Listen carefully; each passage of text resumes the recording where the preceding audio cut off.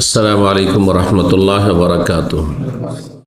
সম্মানিত ভাতৃমণ্ডলী, আল্লাহ রাব্বুল আলামিনের প্রশংসা এবং প্রিয় নবী সাল্লাল্লাহু আলাইহি সাল্লামের উপর সালাত ও সালামের পর আজ বৃহস্পতিবার 7ই শাবান 1446 হিজরি মোতাবেক 6 ফেব্রুয়ারি 2025।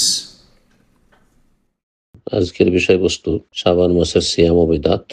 আমরা সংক্ষেপে এই বিষয়ে আলোকপাত করব।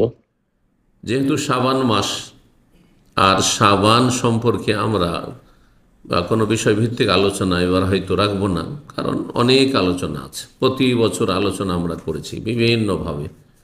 শাবান মাসের সুন্নাত, করণীয়, কি করবেন, শাবান মাসের বিভিন্ন বিদাত যা মুসলিম সমাজে প্রচলিত রয়েছে আর বিশেষ করে আমাদের সমাজে, সেগুলি নিয়ে বিশদভাবে আলোচনা হয়েছে।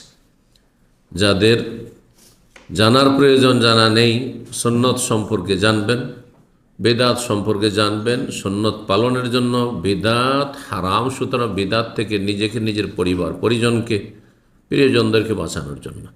আমাদের সমাজে সুন্নত নেই কিন্তু বেদাত আছে। এটি একটি আল্লাহর আযাব,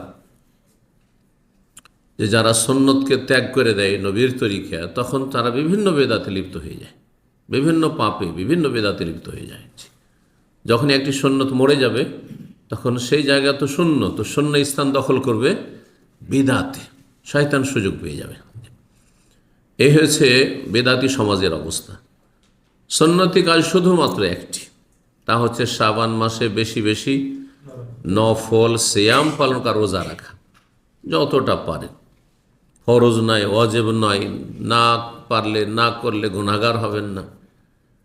কিন্তু এর বহুমুখী ফায়দা রয়েছে ইহকাল পরকালে। তার মধ্যে একটি গুরুত্বপূর্ণ ফায়দা যে রমজানের জন্য প্রস্তুতি। হঠাৎ করে রমজান চলে আসলো আর রমজানে রোজা রাখতে বাধ্য আমি আপনি, আর গোটা বছর আপনি নফল সুন্নত রোজা রাখেনি বা দীর্ঘদিন রাখেনি, কয়েক মাস রাখেনি, হঠাৎ করে সারাদিন না খেয়ে পিপাসায় থাকা কঠিন হয়ে পড়বে অনেকের জন্য। প্রথম রমজানগুলি, প্রথম 1-2 দিন রোজা রাখতে অনেক কষ্ট হয়ে যায় অনেকের, অনেক হাত পা ছেড়ে দেয়, পারে না। কেন?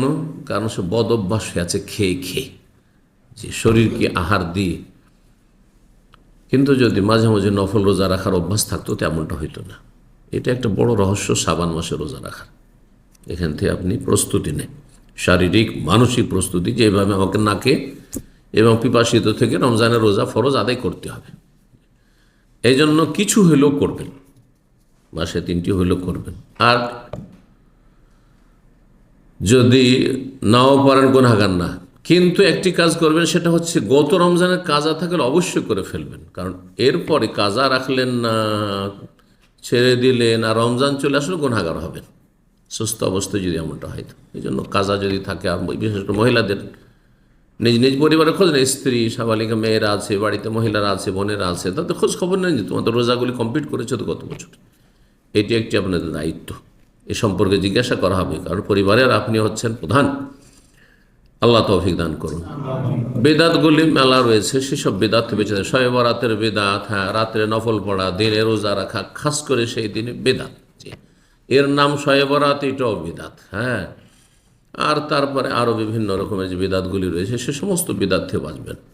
হ্যাঁ, কবরস্থানকে আলোকিত করা, দলে দলে কবর জিয়ারত করা, ইত্যাদি ইত্যাদি, সমস্ত বেদাত, সমস্ত বেদাত। কুল্লু বিদাতিন দলাল ও কুল্লু দলালাতিন ফিন্নার। জি, প্রত্যেকটি সুন্নতি খুতবা, নবী বিবাহের খুতবা হোক অথবা আলোচনার খুতবা হোক, এই জন্য নবী সাল্লাল্লাহু আলাইহি ওয়াসাল্লামের এই খুতবা আমি পাঠ করি বেশিরভাগ। প্রত্যেক বিদাত হচ্ছে প্রত্যেক নতুন কাজ, ইসলামে ছিল না, নবী সাল্লাল্লাহু করেননি, সাহাবারা করেননি।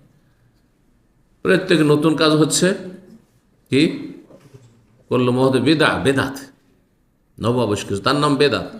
ও কুল্লু বিদাতিন দালালা, প্রত্যেকটি বিদাত যতই ভালো লাগুক না কেন দেখতে, সারা রাত আপনি শবে বরাতের রাতে নফল পড়ে তাহাজ্জুদ পড়ে জাগলেন, আপনি খুব কান্নাকাটি করলেন, দলে দলে কবর জিয়ারত করলেন, ভাবলেন যে আত্মীয় স্বজনদের, গ্রামবাসীর হক আদায় করলেন যারা মারা গেছে, তাদের দোয়া মাগফিরাত করলেন।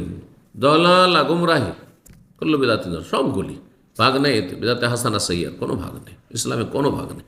যারা ভাগ করেছে তারা বেদাতি, সেই জন্য ভাগ করেছে যে আমাদের বেদাতগুলো ঠিক ভালো।